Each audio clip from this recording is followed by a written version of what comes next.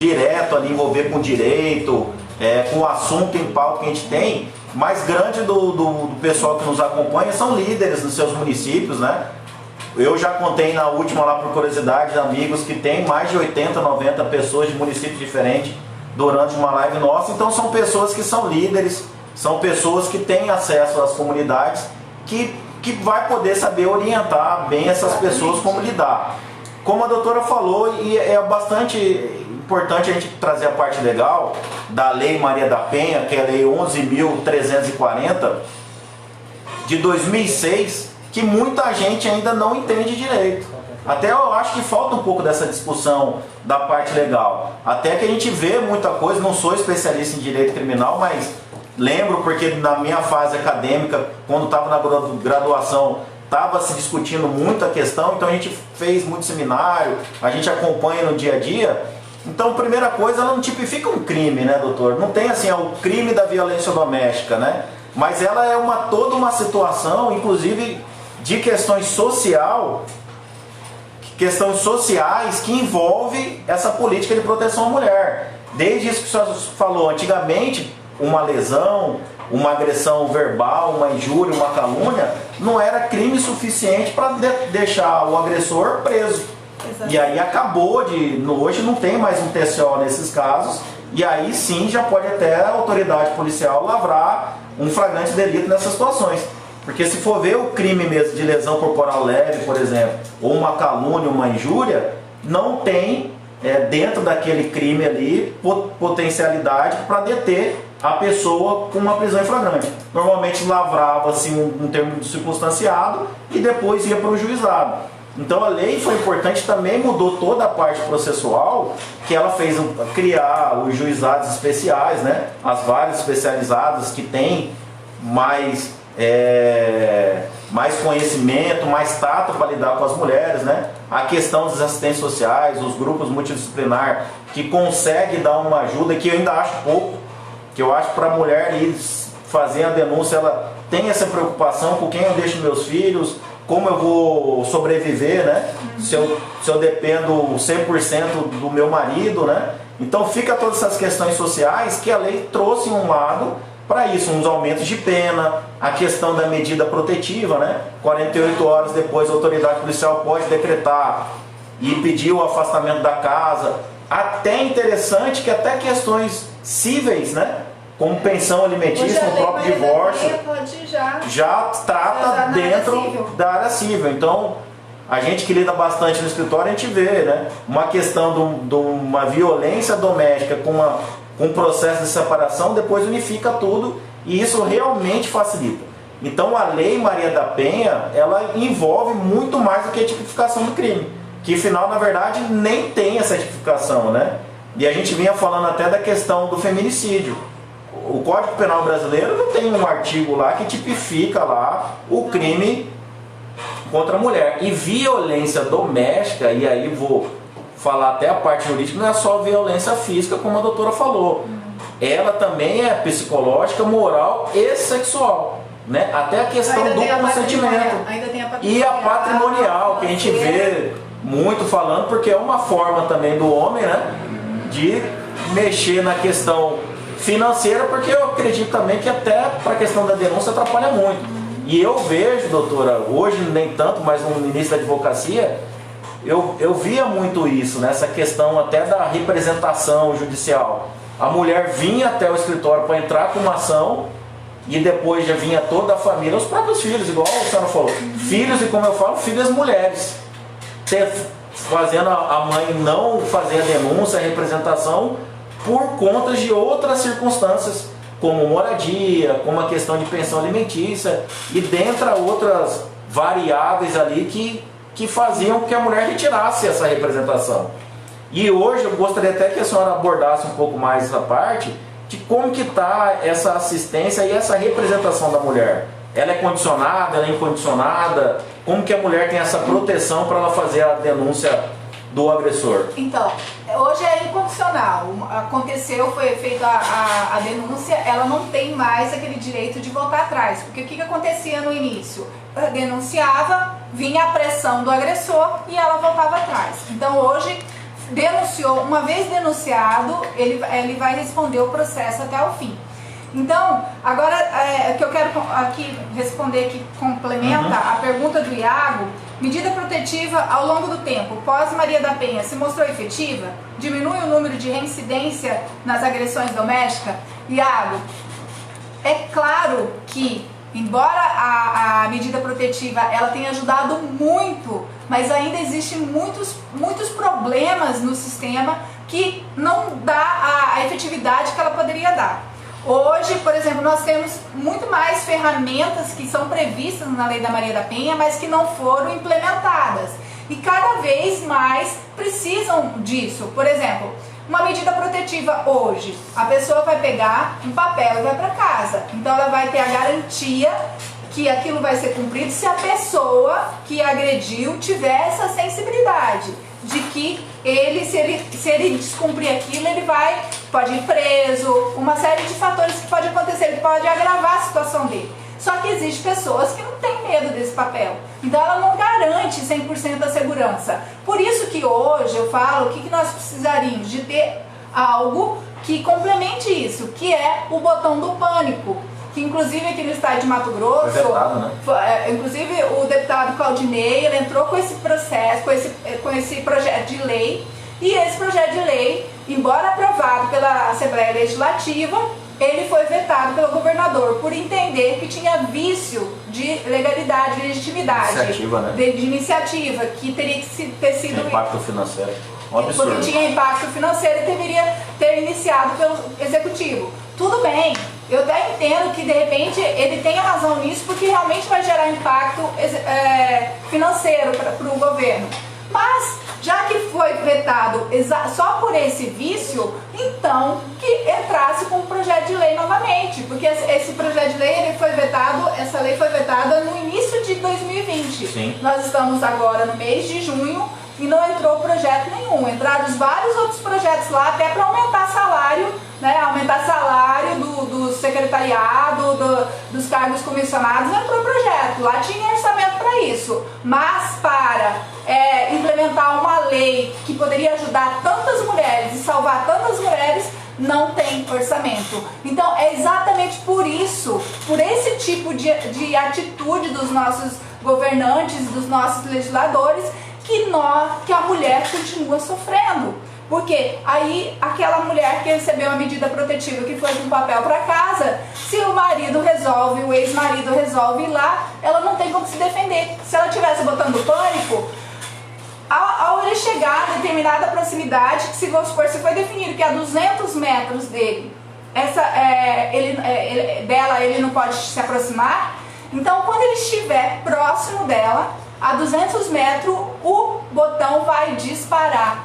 A partir do momento que o botão dispara, a mulher tem tempo de ligar para a polícia, chamar para a polícia ir lá, e ela vai receber toda a orientação. Então nós precisamos sim de governantes que realmente parem de tratar a violência doméstica como uma autopromoção, mas que realmente implemente ações que vão trazer resultado para mudar. Fora isso, eu ainda falo que é previsto na Lei Maria da Penha o investimento na prevenção. Sim. E o que é prevenção? Se nós estamos falando de um crime que ele é sociocultural, que ele vem sendo reproduzido há muitos anos, nossos ancestrais já vinham praticando isso. Então, como que nós vamos mudar isso se a gente não investir na prevenção? E o que é a prevenção? A prevenção é investir em educação. Porque se aquela criança, se as crianças não estão tendo essa educação dentro de casa para trabalhar contra esse machismo que está sendo reproduzido, pelo menos nas escolas eles vão ter essa oportunidade. As escolas poderão fazer palestras, reuniões com os pais, que poderão ter a oportunidade de realmente conhecer que muitas vezes aquele comportamento que ele está tendo dentro de casa não é uma coisa legal, que ele pode mudar, que ele pode trabalhar isso. Então, nós temos um índice muito grande de pessoas que reproduzem padrões, às vezes, e nem sabem que estão sendo violentos. E as mulheres aceitam porque elas também tiveram aquela referência dentro de casa, achando que é normal o marido ofender, humilhar, machucar. Então, por quê? Foi a educação, é a maior parte da educação que a sociedade brasileira está tendo. Não só do Brasil, mas nós estamos próximos aos piores, aos países da África. Também nós temos do Oriente, né? Oriente, que são muitos muçulmanos, são árabes. Então nós estamos lá, nós somos o quinto país com o maior número de violência doméstica e de feminicídio.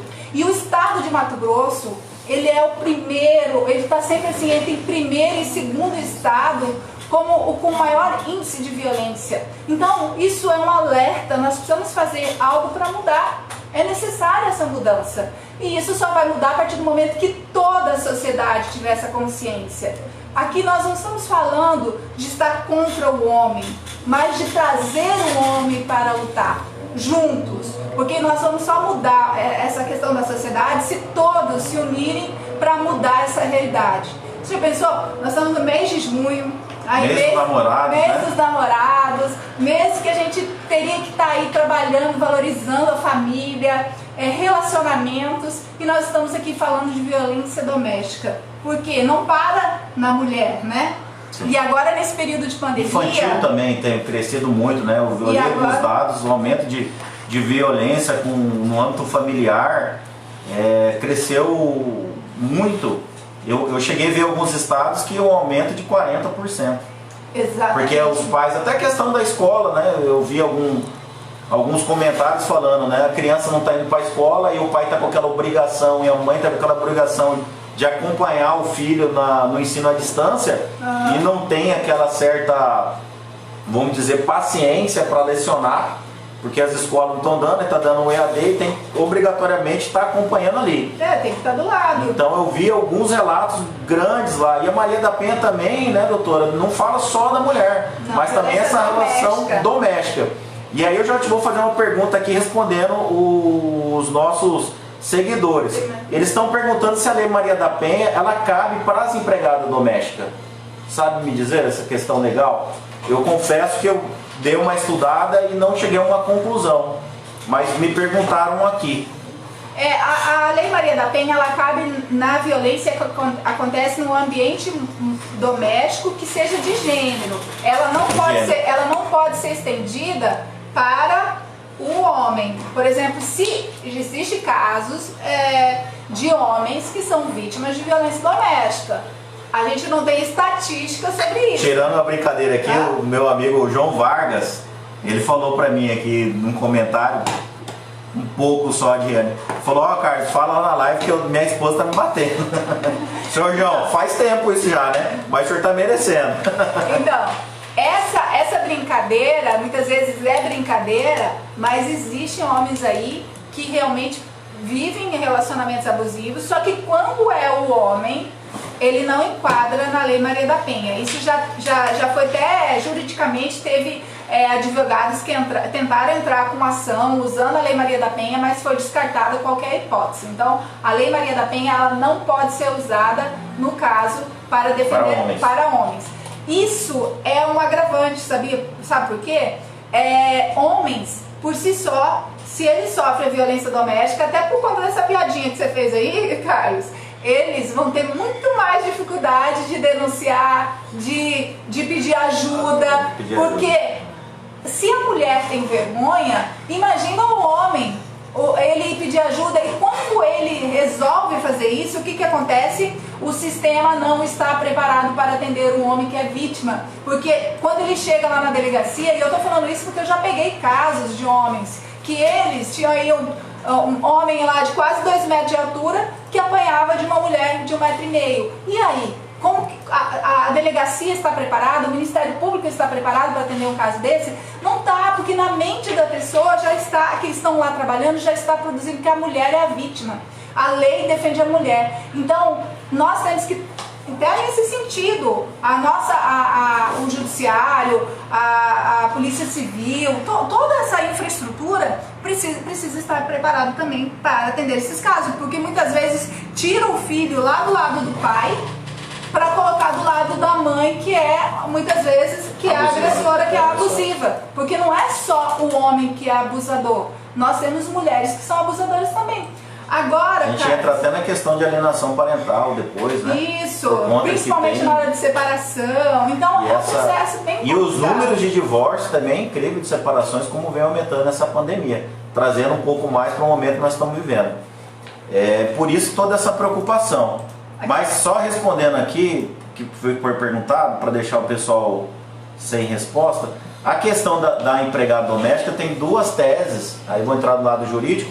Uma fala que o artigo 5º da lei ela abrange a questão das empregadas domésticas, né? Do empregador doméstico, quando sofre essa violência dentro do âmbito familiar.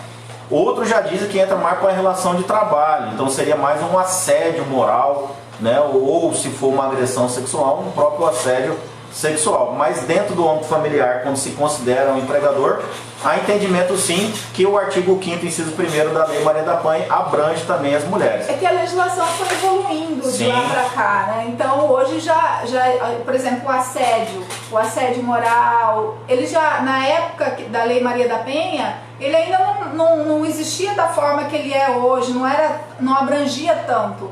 Então nós temos que ficar atentos. Aqui tem mais uma pergunta. A Josilane conta que recebeu um caso em Rondônia, foi atacada com martelo pelo sogro, mas a denúncia não foi enquadrada como tentativa de feminicídio, sim como agressão. Pagou fiança e saiu.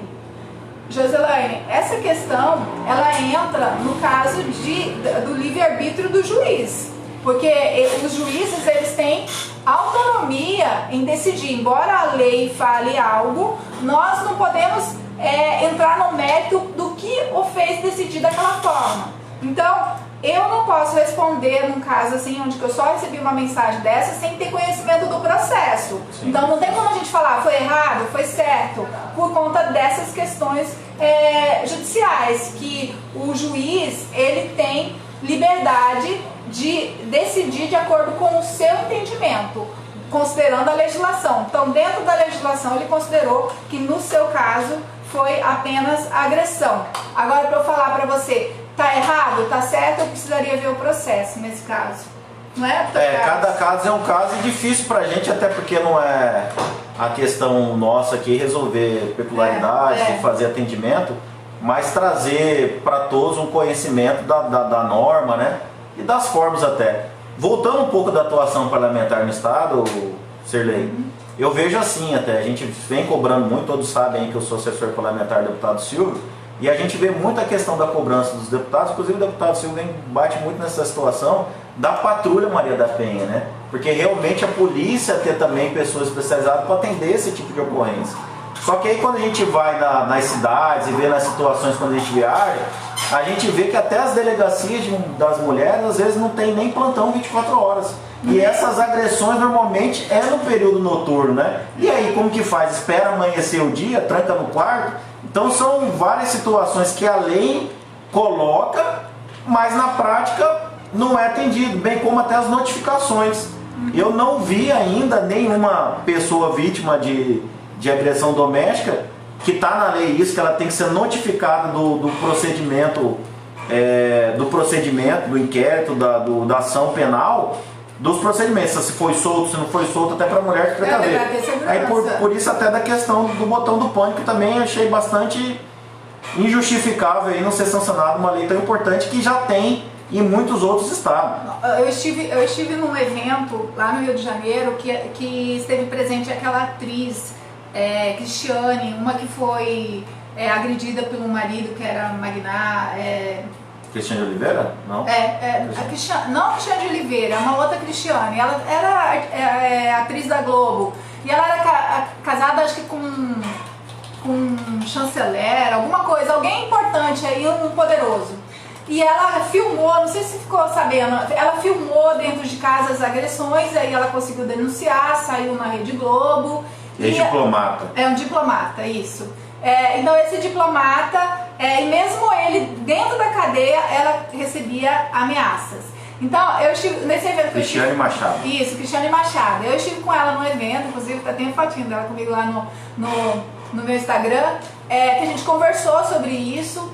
Ela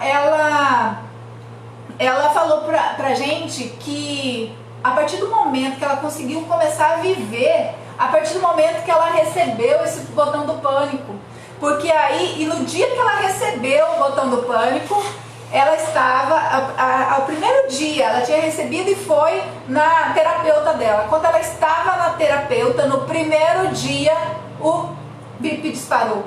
Então, ela disse que foi assim, um desespero, mas ligou para a polícia. Na hora, dali a pouquinho, 5 minutos, a polícia estava lá. E aí não conseguiram achar o cara. Mas aquela atitude que envolveu toda a segurança ali, por conta do botão do pânico, fez com que ela voltasse a circular, a sair de casa, sair, porque ela continuava uma prisioneira. Então, isso mostrou mais do que nunca para mim. Naquele dia eu tive a constatação da importância de se ter esse botão do pânico. E eu fiquei muito triste quando eu vi que o nosso governador, ele vetou esse projeto. Porque eu acredito que conseguiria apoio dos próprios deputados, através de emendas, né, para conseguir implementar isso. Com relação às delegacias que você falou, nós temos hoje no estado de Mato Grosso, nós temos 141 municípios, mas nós temos 7 delegacias especializadas, mas só 2 dessas 7 são especializadas da mulher, as outras são especializadas da mulher, do idoso, da criança. Então, nós temos 2 no estado inteiro que realmente são só da mulher, mas nós não temos nenhuma que atende 24 horas, nenhuma em regime de plantão. E aí, desde o início da gestão do governador Mauro Mendes, a primeira-dama, Virgínia Mendes, levantou a bandeira de que aqui em Cuiabá, nós teríamos a delegacia de 24 horas. Eu até participei num evento que falaram que ia inaugurar ano passado, num evento que teve da Maria da Penha, aqui dos 13 anos da Lei Maria da Penha. Eu estive presente, onde garantiram que no máximo em 60 dias ia ser entregue essa delegacia, e pergunta se foi entregue até hoje. Então, são essas atitudes que nós precisamos acabar, né? Se vai fazer, tem que fazer. Se prometeu, tem que cumprir, porque são mulheres que estão morrendo. Agora, entre uma delegacia, mais uma delegacia da mulher, por exemplo, e investir em prevenção, eu defendo muito mais o investimento em prevenção, porque aí sim nós vamos mudar essa realidade no futuro. Porque o que nós temos hoje ainda, quando nós temos, por exemplo, gestores que investem no combate à violência, são inaugurações de prédios, porque gera um evento, vai lá, todo mundo tira foto, mostra que fez. Agora, quando você vai fazer um investimento num projeto de querer a prevenção, isso pode demorar 4, 5, 10 anos para ter o resultado. E é esse desprendimento que nós precisamos ter dos nossos gestores com relação à causa de investir na prevenção. E isso não é só na violência contra a mulher, é na violência como um todo. Porque como você citou um exemplo, não lembro se alguém citou um exemplo aqui, mas da criança lá que você falou, né? Sim. Então, a criança que cresce num ambiente violento, ela vai reproduzir violência.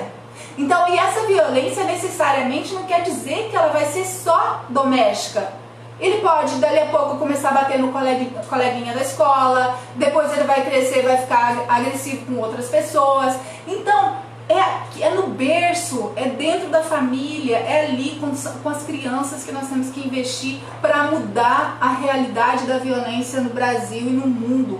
Então, e se nós investirmos, eu sou da Secretaria de Segurança Pública, eu fui subsecretária de gestão da Secretaria de Segurança por 5 anos, e eu sei que a grande maioria dos investimentos da segurança pública, eles vêm da violência, por exemplo, e daí na saúde. A partir do momento que eu investi em prevenção na segurança, eu vou diminuir os gastos que nós temos hoje por conta da violência dentro da saúde.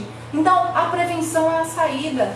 Enquanto os nossos gestores não tiverem essa visão, nós vamos continuar aí sofrendo, perdendo, prejudicando casa, mortos pelos seus pais, porque não tiveram oportunidade de conhecer uma realidade diferente. Prevenir sempre é melhor do que remediar, né? Com certeza. Aqui na questão também. E doutora, eu vou falar até uma questões aqui que, como jurista, como advogado, né? Lembro muito no início da advocacia, a gente atendendo essas ocorrências, até eu era outra cidade quando eu comecei a atuar, era um caso que tomou bastante publicidade na cidade, porque era uma socialite na cidade, né? Começou a ter, sofreu agressão do namorado, que era 20 anos mais novo, tal, ganhou mídia. E aí ficou bastante tempo a gente sendo procurado para as medidas protetivas, que era algo que não tinha, que apesar que tem os defeitos que a gente falou, mas também para aquele homem que pensa, né? Na hora que tá, pelo menos um pouquinho, né? E a gente conseguiu prender, inclusive, por questão de desobediência, descumprimento de ordem judicial. A gente conseguiu prender ele várias vezes por conta disso. Mas eu vou te perguntar outra situação que, nesse caso prático, a gente sofria muito. Porque era um casal que não tinha familiares na cidade. E assim tinha filhos pequenos. Então toda vez que acontecia a violência doméstica, nós advogados, praticamente tinha que ficar cuidando das crianças, porque não tinha onde deixar. A gente era acionado na delegacia para acompanhar a vítima, né, junto. Às vezes até chegavam antes da polícia no estabelecimento que ela tinha, na casa, e estava lá a criança perdida. A gente via o sofrimento, testemunhando aquilo tudo, né, sem falar as questões psicológicas ali que vai afetar na criação. Mas e ali no ato, né? Como a gente não está preparado para lidar com essa situação. E a criança é a mais afetada em cima disso tudo, né? Os pais ali no clamor, a gente testemunhou várias vezes isso, parece que ia ficar cega, né? Não vê que está o filho ali testemunhando tudo aquilo dali. E até a segurança, e a gente até advogado, às vezes tem que fazer o papel ali de conselho, né? Às vezes a gente chama o conselho tutelar e tal, mas naquele meio daquela situação, o que fazer, né? E a gente vê a falta de amparo do Estado para cuidar da criança, né? Até trabalho psicológico depois a gente não vê, ou até para lidar, para onde que vai ficar essa criança enquanto a mãe está prestando depoimento ali com o pai preso, né? É uma situação muito chata. Você vai, por exemplo, numa delegacia, se você puder visitar a delegacia da mulher lá de Várzea Grande, é uma das melhores estruturadas que nós temos no Mato Grosso. Ela, modéstia à parte, eu participei da criação dela, tá? Então, essa delegacia, ela tá toda estruturada. Ela tem um espaço para as crianças, ela tem um atendimento psicológico. Então, quando a mulher chega lá, ela não vai correr o risco de estar de cara com o marido. Sim. As crianças vão ter um espaço lúdico lá onde elas podem ficar. Então, aquilo ali deveria ser o ideal em todas as delegacias. Já aqui na Delegacia da Mulher de Cuiabá, não é isso. Mas no projeto da primeira-dama Virgínia Mendes tem tudo isso. É um espaço maravilhoso. Então, eu não vejo a hora disso ficar pronto e de acontecer. Então, isso é uma coisa bacana. Mas não resolve. Nós precisamos, sim, investir por exemplo, igual você falou da questão psicológica. Hoje, por exemplo, tem uma rede para funcionar. E a parte de atendimento psicológico fica com a Secretaria de Assistência Social. Só que quando você vai no CREAS, no CRAS, que você vai ver lá como que é o atendimento, você sai de lá correndo. Aí você imagina uma mulher que passou por um monte de violência, que está com a mente destruída psicologicamente. Ela chega num espaço ali onde que atende drogado, onde atende isso, onde atende todo tipo de abuso, e aí ela tem que ficar lá sentada esperando. Não é querer falar, eu estou falando psicologicamente, ela não está preparada para enfrentar isso. Então, se tivesse pelo menos uma situação de agendamento, que ela já fosse lá certo, mas não bastasse isso, nós temos, dentro do que é previsto dentro da Lei Maria da Penha, nós temos também as casas de amparo, onde a mãe e as crianças podem ser encaminhadas, uma coisa que eu acho extremamente injusta, sabe? O agressor fica na casa, bonito lá muitas vezes, e quem tem que ficar presa é a vítima. Ela e os filhos, que muitas vezes têm que ser afastados até da escola, das aulas, eles ficam num espaço, num local, numa casa, onde ninguém sabe, que ninguém pode saber, que ela não pode levar celular, não pode levar nada para não correr o risco do agressor chegar lá. que é a segurança. Então, mesmo que ela tenha passado todo esse tempo lá, sofrendo ao lado do agressor, quando ela vai para uma casa de amparo, ela continua, ela que vai ficar presa. Né? Se ele não for preso, quem vai ficar presa vai ser ela. Aí você fala, mas ela está na casa de amparo. Ela está lá na casa de amparo, onde que tem 6, 7, 8 famílias lá, mães com filhos. E deixa eu... Aqui, apareceu um recadinho aqui. Tá acabando a minha bateria. Então, aí você imagina que quem está sofrendo mesmo... tá lá na minha bolsa, acho que tá bem solto lá o carregador. Então, o que isso que eu estava falando? Então... ela continua sendo a prejudicada quando ela vai para a casa de amparo. Porque se ela vai para a casa de amparo, significa que o marido não foi preso. E aí outro detalhe que eu quero falar para vocês. Você já foi no presídio, na ala da violência doméstica? Não, nunca. Você já viu quem que está preso lá? Aí, só tirar aí. E aí? As mulheres. Não, só tem gente, só tem pobres lá preso. Você não encontra pessoas que têm um poder aquisitivo alto presas lá, eles não ficam. Porque hoje nós temos uma audiência de custódia que também foi criada para tentar compensar a falha do sistema. Então, nós temos aí várias questões relacionadas aí à legislação brasileira, que ela é criada para compensar situações que eles não estão dando conta de cumprir. Então, foi assim que foi criada a audiência de custódia. Na questão da violência contra a mulher, foi muito prejudicial, porque a pessoa que tem poder aquisitivo não fica presa, ele paga fiança na audiência de custódia, às vezes nem chega a ir para o presídio, já sai. Então, isso são coisas que não favorecem a luta, essa luta aí que vem. Então, a Lei Maria da Penha, ela é uma lei muito boa. O que falta são aparelhamento, que seja efetivada essas ferramentas que existem ali, que são previstas. E aí entraria a parte dos nossos gestores, aí com relação ao poder executivo, tudo, entraria essa parte aí pra gente para realmente efetivar. E aí não acontece, então dá naquilo que a gente está vivendo hoje, uma violência que abrange todas as classes sociais. Só que eu tenho que falar uma coisa, quando acontece, que a gente até citou lá no início, quando acontece casos que estão acontecendo lá na periferia, a gente quase nem fica sabendo. A gente vê informação lá nos sites, porque hoje está em evidência, o pessoal está indo lá. Mas quase não tem repercussão. Mas aí até a sociedade critica a pessoa. Mas quando acontece com alguém que é uma pessoa pública, que eu citei o exemplo lá no início, da Leila Diniz e do Doca, se não fosse aquele caso ter acontecido, nós não sabemos se hoje teríamos uma legislação. Se não tivesse acontecido o que aconteceu com a Maria da Penha, se ela tivesse desistido dessa luta, será que teria surgido outra mulher que teria enfrentado tudo isso para melhorar a situação de tantas outras mulheres? Então, ela é falha? Pode ser falha, mas ajudou muito. Foi uma evolução assim sem precedentes nessa questão. Só que ela trouxe estatística, porque até existia a Lei Maria da Penha, nós não tínhamos estatística sobre essa questão. Então a gente falando, gente, mas tem a Lei Maria da Penha, mas não muda, cada vez que parece que está crescendo mais.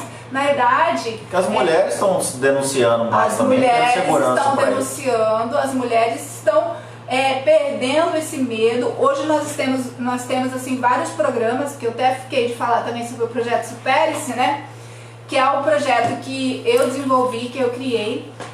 Desde 2015 que eu venho trabalhando e ajudando mulheres no Brasil inteiro, usando as redes sociais para fazer isso. É um trabalho voluntário que a gente faz, de preparar a mulher emocionalmente.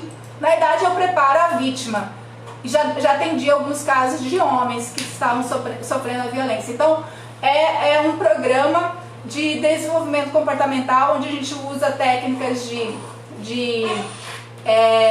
PNL, de constelação familiar, para a gente trabalhar o emocional dessa mulher para ela conseguir denunciar. Porque o que acontece hoje, muitas vezes, é que a mulher, quando ela vai denunciar no ápice da dor, que é quando ela leva uma surra, alguma coisa. E pode ser tarde muitas vezes, né? Ela vai fazer uma denúncia no ápice, esse ápice pode não ter retorno, né? A tentativa pode ser consumado o crime, né? E aí... Doutora, só para não perder, e a rede social nossa não perdoa, o Instagram tá 1 minuto para fechar que vai cair a transmissão.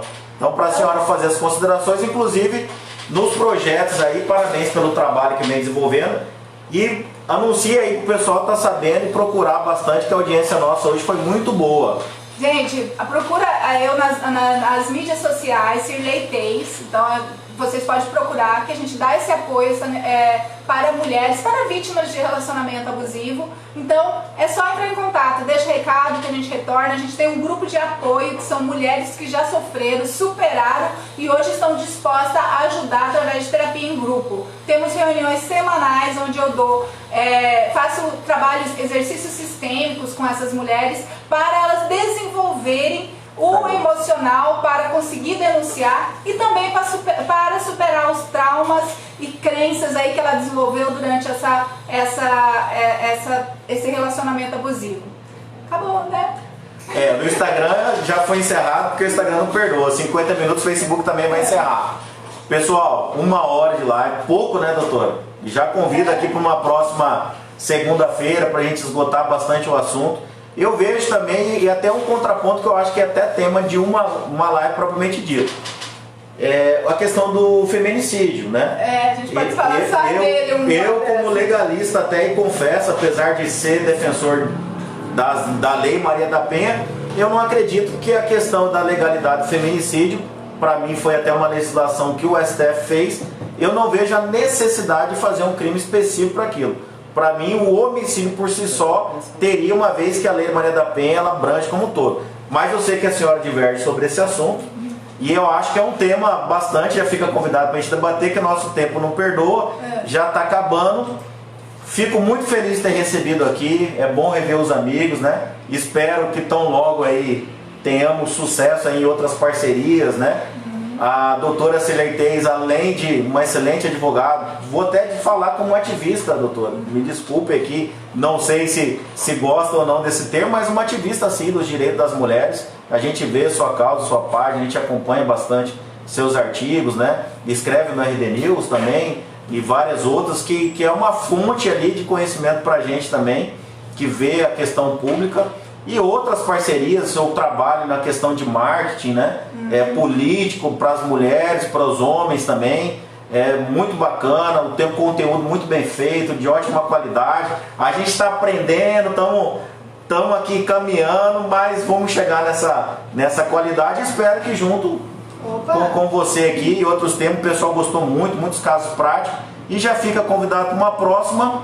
Agradecer muito a presença de todos. E mais uma vez a presença sua com a gente aqui nesse canal, sempre segunda-feira, 8 horas da noite, sempre com tema atual. Nas sexta-feira a gente divulga o tema que vai ser colocado na segunda.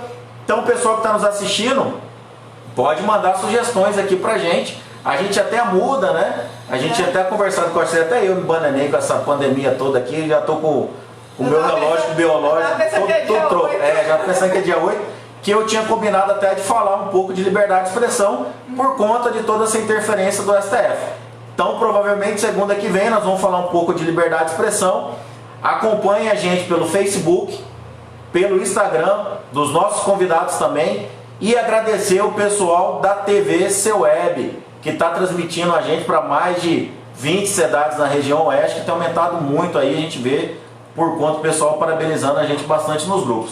Obrigado aí, o amigo Esmeraldo, a todos. Pessoal do Facebook, vou começar a transmitir pela minha página, porque infelizmente a gente alcançou aí 5.000 seguidores e aí a gente está trabalhando na página. Então na próxima segunda-feira não vamos transmitir no perfil, vamos transmitir na página Carlos Hayashida, facinho de encontrar lá. Vamos estar acompanhando, vamos para lá. Sirley, um abraço e o momento de suas palavras finais aí. Eu que agradeço, cara. Você sabe que eu tenho o maior carinho por você.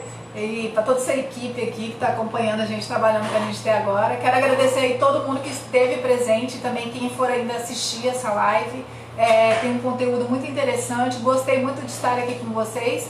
E eu quero falar para vocês que a partir de amanhã, todas as terças e quintas-feiras, eu começo com um programa de live no meu Instagram, que é Entrevistando Mulheres na Política. Então ali eu vou falar de história da mulher na política, as conquistas que nós já tivemos, e também nós vamos ter a oportunidade de conhecer essas mulheres que fazem política. Então o que eu tenho visto, Carlos, é que as mulheres que entram para a política, elas entram porque elas têm causa, porque elas acreditam em algo e elas vão lutar e elas geralmente fazem a diferença. Então eu quero conversar com essas mulheres que fizeram história e que agora estão chegando para fazer história. E amanhã nós começamos aí, já aproveito para convidar o pessoal da direita. Vamos assistir. Vamos começar entrevistando a Coronel Fernanda, a nossa candidata aí ao Senado. E na quinta-feira eu vou entrevistar a Gisela Simona, que é a outra candidata aí ao Senado. Então essa semana é a semana das candidatas ao Senado. Então, um abraço e aí vai ter réplica, viu, doutora? Vai ter réplica aqui com a gente. Ó, e sem combinar, vocês viram, né? A live da Cirlei Teis é terça e quinta às 20 horas, mesmo horário que a nossa, e a nossa é segunda-feira. Então tem conteúdo suficiente para vocês, meus amigos, principalmente aqueles bolsonarianos conservadores, né? Que tá aí o motivo para não assistir Globo, né? Pode assistir segunda-feira Carlos Rachida, terça e quinta-feira Cirlei Teis. E aí não precisa assistir novela das 8. Com certeza. Pessoal, um abraço a todos. Samuel, obrigado aí pela testemunha que tem colocado aqui, que o caso prático, a gente não tá falando besteira, doutora. O pessoal dando testemunho que na realidade realmente acontece. Meu amigo Aguinaldo, aniversário de Brasnorte. Se eu não falar isso aqui, o povo me bate. Brasnorte, parabéns, 31 anos de fundação. Um abraço a todos. Fernandinho, Norberto Júnior.